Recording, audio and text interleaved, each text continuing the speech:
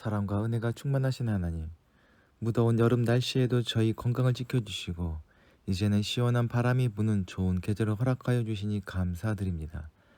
하나님께서 아름답게 만들어 놓으신 높은 하늘과 푸른 산과 바다를 바라볼 겨를도 없이 분주하게만 살아왔습니다. 이제 주일을 맞이하여 마음을 가다듬고 주님 품 안에 안겨 싸우니 저희 심령의 푸른 산보다 더 푸른 희망을 심어 주옵소서. 저희 가슴의 높은 하늘보다 더 높은 하나님의 사랑을 채워 주옵소서. 이 시간 성령 하나님께서 우리와 함께하여 주시길 조용히 간구합시다.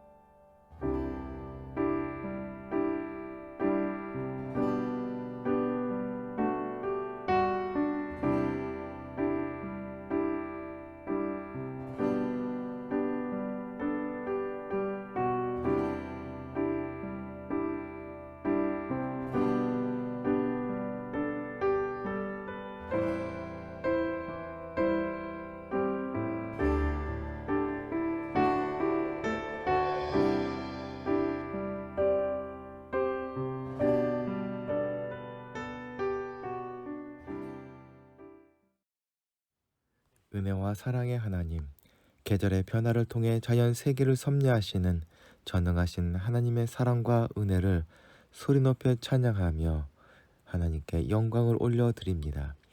늦더위가 기승을 부리던 마지막 여름 8월을 보내고 천고 마비의 계절이자 결실의 계절인 가을을 시작하는 9월을 맞이하여 주님 앞에 나와 예배합니다. 죄와 사망에서 구원하여 주시고 저희에게 참된 자유를 주신 하나님, 저희는 그 기쁘신 섭리를 깨닫지 못하여 허락해 주신 자유를 죄악과 방종의 기회로 삼았습니다. 가난에서 벗어나 풍요로움을 누리며 살도록 물질의 풍성함을 주셨으나 그것으로 온갖 사치와 향락을 일삼았습니다. 거룩한 산재물로 하나님께 드려야 할 육신을 죄악의 도구로 사용하며 살았습니다. 주님을 바라보아야 할 눈은 음란한 것에 주목했으며 하나님을 찬양해야 할 입으로는 이웃을 향한 불평과 원망을 쏟아냈습니다. 성령님께서 머무시는 마음에는 더럽고 추한 생각들로 가득 채웠습니다. 주님, 이 모든 죄를 회개하오니 용서하여 주옵소서. 하나님 아버지, 한여름에 찌는 듯한 더위와 쏟아지는 폭우, 몰아치는 태풍으로부터 저희를 지켜주시고 때를 따라 결실의 가을을 허락하시니 감사합니다. 하나님이 주신 은혜에 감사하며 저희 믿음도 열매를 맺는 때가 되기를 원하오니 인도하여 주옵소서.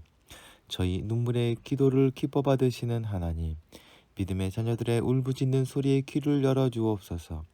연로하신 어르신들, 예기치 않은 질병이나 사고로 고생하는 분들, 사업과 직장에서 어려움을 겪는 이들, 자녀의 장래와 학업 등으로 눈물 흘리는 이들, 직장과 배우자를 찾는 청년들의 기도를 응답하여 주시사 그들의 입술에 감사의 찬송이 가득하게 하여 주옵소서. 특별히 아픈 이들의 병상을 찾아가 주시고 주의 손길로 치유하여 주시옵소서. 그래서 그들이 살아 역사하시는 하나님께 감사하며 평생을 주님이 하신 일을 증거하는 증인으로 살아갈 수 있도록 은혜를 더하여 주옵소서. 예한 공동체를 사랑하시는 하나님, 하나님께서 주신 사명을 감당할 수 있는 역량 있는 공동체로 세워져 가게 하옵소서. 아울러 예한 공동체의 식구들을 기억하여 주시어서 그 간구하는 기도마다 풍성하게 응답하여 주시고 필요한 은혜를 채워 주옵소서. 하나님께서 놀라운 일을 이루시고자 세우신 문봉책 뻥수를 인도하여 주시사 주님의 생명과 사랑을 베풀고 나누는 가게가 되게 하여 주옵소서. 이 모든 간구를 우리 구주 예수 그리스도의 이름으로 기도하옵나이다. 아멘.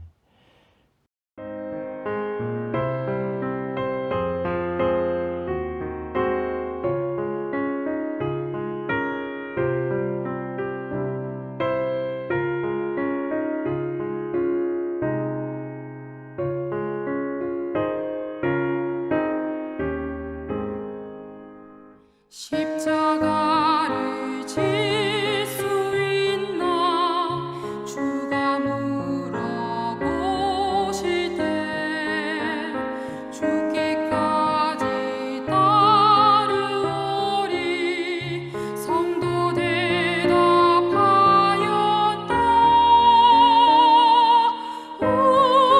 우리의 심령 주의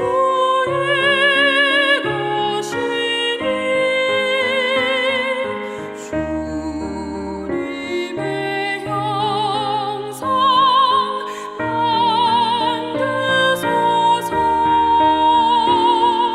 주 인도 따라 살아갈 동안 사랑과 충성 늘 바치오리라. 너는 기억하고 있나 구원받은 강도를 그가 내게 하였을 때 나가 허락받았다.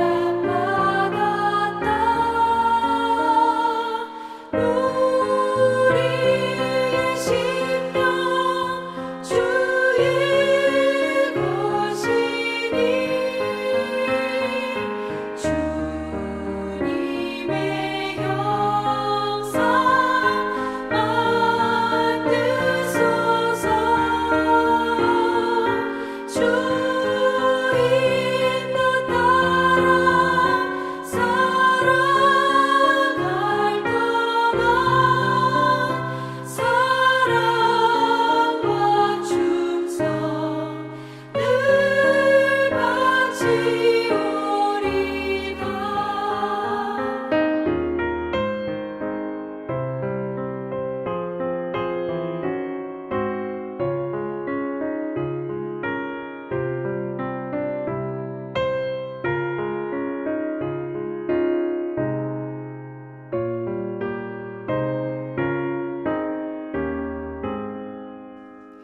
걱정 근심 어둠 그늘 너를 둘러 덮을 때 주께 내 영 맡기겠나 최후 승리 믿으며 우리의 심령 주의 것이니 주님의 형상 만드소서.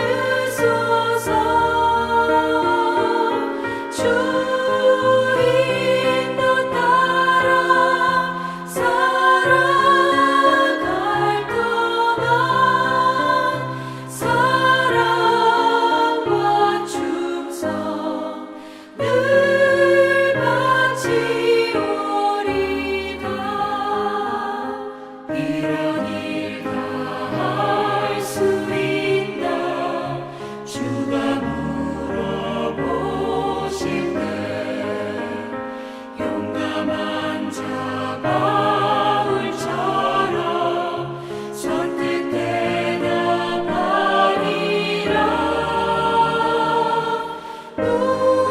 우리의 심령 주의 것이니 주님의 형상 만드소서. 주 인도 따라 살아갈 동안 사랑과 충성 늘 바치오리다.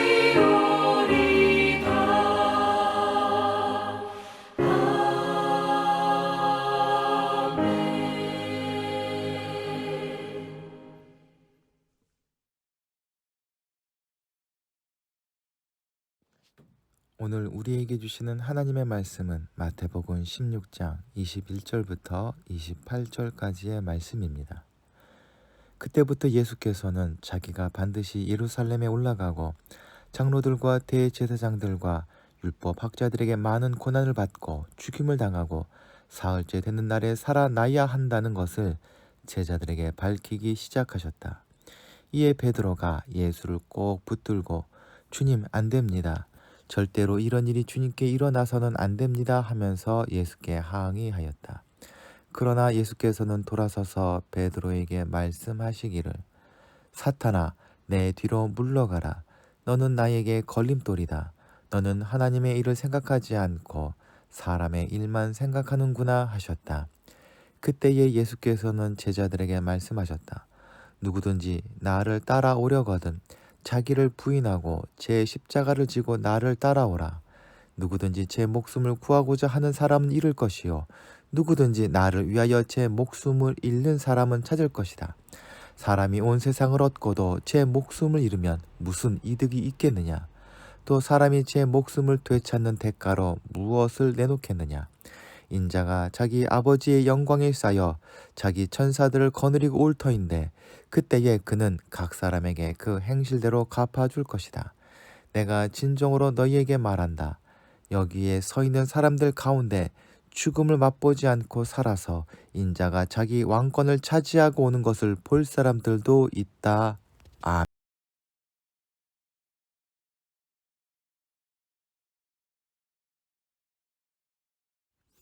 오늘 본문이 포함된 마태복음 16장에는 예수님의 이적은 하나도 나타나 있지 않습니다. 그럼에도 어떤 이적 이야기보다 중요하게 여겨지는 부분입니다. 여기에는 주님의 죽으심과 부활에 대한 말씀들이 언급되어 있습니다.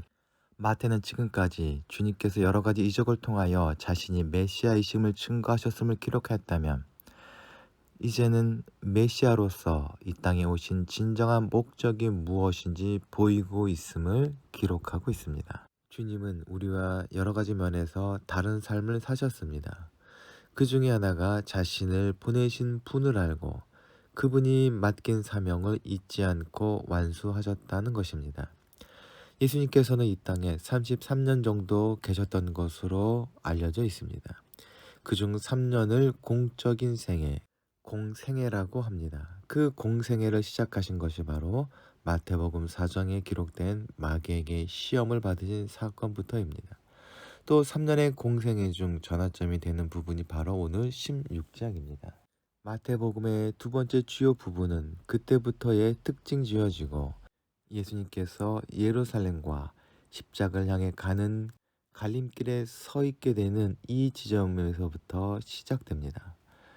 주님의 치유 사역이나 가르침은 계속되지만 더 이상 중요한 초점이 아닙니다. 여기서부터 사역의 초점은 예루살렘에서 예수님에게 일어날 일에 맞춰져 있습니다. 대부분의 해설 성경을 보면 마태복음 16장은 예루살렘으로 가는 길이라는 표제가 붙어 있습니다. 예루살렘은 이스라엘의 중심이요 구약 율법 교육과 각종 종교적 의식의 중심지입니다. 율법의 완성으로 오신 예수님께서는 바로 이곳이 자신의 순환의 현장이 될 것임을 예고하고 계십니다. 예수님은 유아 시절 예루살렘으로 가는 길을 걸었습니다. 소년 때에도 걸었을 것이며 공생의 첫 해와 둘째 해에도 유월절 때 이 길을 걸어가셨습니다. 이제 예수님은 공생애 중 마지막으로 예루살렘으로 가는 길을 시작하려 하십니다. 주님은 자신이 장로들과 대제사장들과 서기관들에게 많은 고난을 받고 죽임을 당한다고 하였습니다. 장로들과 대제사장 그리고 서기관들은 사내들인 공회를 이루고 있는 세 부류의 무리들입니다. 이들이 예수님의 순환과 죽음을 준비하였다는 것은 이스라엘의 정치, 사회, 종교 전체가 주님을 배격했다는 것을 의미하는 것입니다. 이러한 상황을 성경은 때가 되었다라고 표현합니다. 즉, 메시아의 사명을 완수할 때가 되었다는 의미입니다. 본문 21절에 밝히기 시작하셨다는 말은 예수님께서 제자들에게 그 전에 알지 못하던 무언가를 드러내기 시작하셨다는 뜻입니다. 이러한 새로운 사역의 시작을 나타낸 계기는 지난주에 살펴본 바 베드로의 고백이었습니다. 마태는 그 사실을 그때부터라는 말로 표현합니다. 예수님께서 그리스도이심을 고백하는 제자 공동체로의 변화는 예수님의 사역에 있어서 중요한 분기점이 되었습니다. 새로운 사역이란 이미 말한 바처럼 순환과 죽음이 기다리고 있는 예루살렘으로 향해 가시는 여정을 의미합니다. 이 여정을 시작하기에 앞서 예수님은 자신이 받을 순환을 제자들에게 이야기하십니다. 예루살렘에서 장로들과 대제사장들과 서기관들에게 많은 고난을 받고 죽임을 당하고 제3일에 부활하실 것을 말씀하십니다. 제자들이나 당시 백성들이 기대하던 정치적 메시아와는 달리 주님이 가시는 메시아의 길은 이 백성을 죄에서 구원하시고 백성들로 하여금 하나님께서 예비하신 하나님의 나라를 누리며 그의 통치를 받게 되는 구원의 사역을 완성하러 오신 것이었습니다. 주님께서 그리스도시다라는 베드로의 고백은 아마도 제자들 대부분이 공유하고 있던 생각이었을 것입니다. 주님과 3년 가까이 하면서 그 생각들은 이제 확신으로 바뀌었습니다. 그러나 그리스도의 진정한 사역에 대해서 깨닫기까지 아직 한계가 분명했습니다. 고난과 죽임을 당하게 될 것이라는 예수님의 예고에 베드로는 항의합니다. 여기서 항의하다로 번역된 단어는 꾸짖다라는 의미도 있다 합니다. 예수님이 풍랑을 꾸짖어 잔잔케 하셨을 때, 귀신을 꾸짖어 내쫓으실 때, 그리고 예수께 아이들을 데리고 오는 이들을 제자들이 꾸짖었을 때, 소리질러 예수를 부르는 두 소경을 군중들이 꾸짖었을 때 이 동사가 사용되었습니다. 즉 베드로가 예수님께 항의하였다는 것은 매우 심각한 상황이었음을 축축해 볼 수 있습니다. 아울러 베드로의 말 속에는 항의 외에 간절함이 들어 있습니다. 주님 안 됩니다는 번역은 직역하자면 당신에게 자비가 있길 바란다는 의미라고 합니다. 즉 하나님이 고난을 허락하지 않으실 것입니다 라는 뜻이 있다 합니다. 이는 스승을 위한 일종의 기도이며 탄원에 가깝다 합니다. 나아가 절대로 이런 일이 주님께 일어나서는 안 됩니다는 말에도 주님을 향한 베드로의 사랑이 담겨 있다 우리는 추측해 볼 수 있습니다. 선생이 죽임을 당하도록 그냥 보고 있지 않겠다는 제자로서의 당연한 생각이며 의지라 할 수 있습니다. 이런 베드로의 사랑과 충정에 대해 주님은 당황스러운 반응을 보이십니다. 예수님을 베드로를 가리켜 사탄이라 하십니다. 사탄아, 내 뒤로 물러가라는 말은 예수님께서 광야에서 시험을 받으시면서 사탄에게 하신 말씀을 연상시킬 만큼 강한 발언이라 할 수 있습니다. 하지만 예수님은 베드로를 사탄 그 자체라고 생각하시는 것은 결코 아닙니다. 베드로가 무슨 말을 할지도 알고 계시고 왜 그렇게 말하고 있는지도 다 꿰뚫어 보고 계신 분이 주님이십니다. 주님은 베드로의 말 속에 담긴 사랑과 충심을 이해하지 못하신 것도 아닐 뿐더러 장차 나타날 베드로의 배신을 책망하시는 것 또한 결코 아닙니다. 타락한 인간으로서 베드로의 한계를 알고 계시다는 뜻으로 볼 수 있습니다. 즉 사람은 자신의 열심과 경험을 바탕으로 최선을 다해서 선한 일을 하고자 하지만 결국 최악의 결과만 낳을 뿐임을 아신 것입니다. 지난주 살펴본 본문에서 베드로는 반석이라는 이름을 얻지만 얼마 되지도 않아 주님을 걸려 넘어지게 하는 걸림돌이 되고 말았습니다. 사람으로서 베드로는 반석이 되기도 하고 걸림돌이 되기도 하였습니다. 아무리 뛰어난 지혜와 경륜을 지니고 있는 사람일지라도 그를 누가 사로잡느냐에 따라 완전히 다른 결과를 낳을 수 있습니다. 성령에 사로잡혀 말할 때에 그는 반석이었지만 하나님과 상관없는 상태에서 말할 때에 그는 걸림돌이 되고 말았습니다. 주님께서는 사람이 하나님을 바라보느냐 사람을 생각하느냐에 따라 전혀 다른 삶을 산다 말씀하십니다. 그래서 베드로에게 너는 하나님의 일을 생각하지 않고 사람의 일만 생각하는구나 라고 하셨던 것입니다. 성령님의 사로잡힌 주님께서는 하나님의 일과 사람의 일을 분명히 깨닫고 구별하실 수 있었으나 사람은 그것을 깨달을 수도 분별할 수도 없었습니다. 하나님의 일이 어떤 일인지 제대로 깨닫지 못할 때에 교회는 커다란 건물을 짓고 면죄부를 팔고 역사 속에서 끔찍한 일들을 벌이면서도 그것이 하나님의 일이라 큰 소리를 쳤습니다. 사람이 원하는 일을 하나님의 일이라 왜곡했기 때문입니다. 사탄이 자신의 욕망을 따라 그리스도의 일로 사람들을 유혹하듯이 자신이 욕망하는 바를 하나님의 일이라고 둔갑시키는 사례는 예나 지금이나 허다합니다. 주님께서는 베드로를 비롯한 우리를 포함한 모든 제자들에게 하나님의 일이 무엇인지 구별할 수 있는 중요한 기준을 알려주십니다. 예수님께서 제자들을 부르실 때 나를 따라오라 말씀하셨습니다. 오늘 본문에서도 마찬가지입니다. 그리고 주님을 따라갈 때에 아주 중요한 전제 조건이 자기를 부인하고 제 십자가를 지는 것이라 이야기하십니다. 이것을 잊어버릴 때에 베드로처럼 주님께 꾸중 들을 일을 벌이게 되는 것입니다.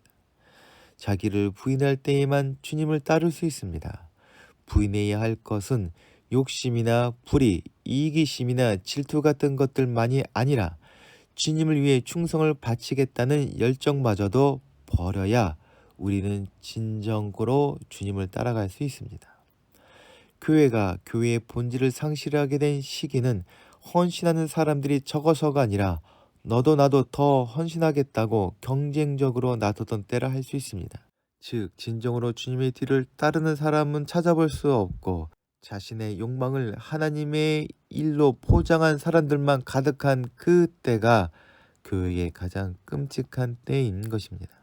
주님을 뒤따르는 길은 자기를 부인하는 과정이기에 너무나 고통스럽고 힘든 길입니다. 그 길은 잠깐의 순간의 길이 아니라 제자가 평생토록 따라가야 할 길고 긴 끝이 안 보이는 길처럼 보입니다. 아울러 주님을 따르는 제자가 지는 십자가는 주님을 위한 주님의 십자가가 아니라 자기의 십자가일 뿐입니다. 내가 진 십자가가 내 자신의 것이라는 진실을 깨달을 때 우리는 조용히 예수님의 뒤에 서게 됩니다. 27, 28절은 난해한 구절입니다. 이 구절은 심판에 대한 언급을 하고 있기 때문입니다. 학자들에 따라서 이것은 바로 이어지는 변화산 사건으로 이야기도 하고 혹은 오순절 성령 강림으로 이루어진 심판으로 이야기도 하며 혹은 예루살렘 멸망으로 생각하기도 합니다. 어떤 방식으로 설명하든지 간에 중요한 것은 하나님의 나라는 이미 성취된 것으로 이미 심판이 이루어진 것으로 봐야 할 것입니다. 그렇다면 우리는 하나님의 백성으로서 하나님의 나라를 살아가고 있는가 자신을 돌아봐야 할 것입니다. 자신을 하나님 나라 백성이라고 생각한다면 자기를 부인하는 삶을 살아가야 합니다. 하지만 세상 사람들과 더불어 살아가고 있기 때문에 우리가 제대로 살아가고 있는지 스스로 확신할 수 없어 보입니다. 그러나 마지막 날에 하나님의 영광을 가져오시고 천사들과 함께 왕으로 오실 때에 제자로서 우리의 삶이 얼마나 귀한 삶이었는지 주님께서 증명해 줄 것입니다. 자기를 부인하고 그리스도의 고난에 참여해서 제자의 삶을 살아간 사람은 그때에 그리스도의 영광에 참여하게 될 것입니다. 예수님은 생명을 이루는 진리 되신 길이십니다. 제자들이 그 길을 만들거나 정할 수 없습니다. 오직 주어진 길을 걸어갈 따름입니다. 예수님께서는 길인 자신을 따라오라고 하십니다. 뒤따라간다는 것은 앞서 말한 것처럼 너무나 어렵고 힘든 길입니다. 이한공동체 식구들 모두가 이 어려운 길을 걸어가는 제자요 순례자입니다. 말씀을 묵상하고 기도하면서 자신을 부인하고 주님께서 맡겨주신 자신의 십자가를 지고 걸어가는 제자로서의 삶을 살아가길 소망합니다. 그러므로 스승 되신 예수님처럼 제자된 우리도 하늘의 생명을 세상에 충만케 하여 하나님의 기쁨이 되며 세상의 생명 되기를 또한 바랍니다. 다 함께 기도하시겠습니다. 사랑과 은혜가 충만하신 하나님, 주님이 가신 그 길을 묵상할 때에 저희 이를 향한 한량없는 그 사랑을 깨닫고 또 고백하게 됩니다. 사람의 일을 생각하다 하나님의 일을 거스르는 어리석은 자가 되지 않기를 소망하오니 스승 되신 성령님 우리를 가르치시고 인도하여 주옵소서. 한 주간 살아갈 때에 저희 자신의 욕심과 생각을 부인하고 주님의 뜻을 따라 살게 하여 주시옵소서. 이제 가정과 직장과 교회에서 저희가 져야 할 십자가를 지고 주만 따라갈 수 있도록 인도하여 주시옵소서. 그리하여 주님의 참된 제자로서 하나님의 기쁨 되게 하여 주옵소서. 성령님께서 저희 마음을 주관하여 주시고 인도하여 주시사 참된 제자로 매일매일 세워져 가게 하여 주시옵소서. 우리 구주 예수 그리스도의 이름으로 기도하옵나이다. 아멘. 함께 공동체의 고백을 하시겠습니다. 하나, 우리는 문제가 있습니다. 둘, 문제에는 끔찍한 대가가 있습니다. 셋, 하나님은 해결책을 가지고 계십니다. 넷, 그 해결책은 믿음으로 누립니다. 지금은 세상 끝날까지 우리와 함께 하시는 예수 그리스도의 은혜와 무한하신 하나님의 사랑하심과 우리를 진리 가운데로 인도하시는 성령님의 감화 감동하심과 교통하심이 이 시간 머리 숙인 이한 공동체 식구들 위해 이제부터 영원토록 함께하여 주시기를 간절히 축원하옵나이다. 아멘.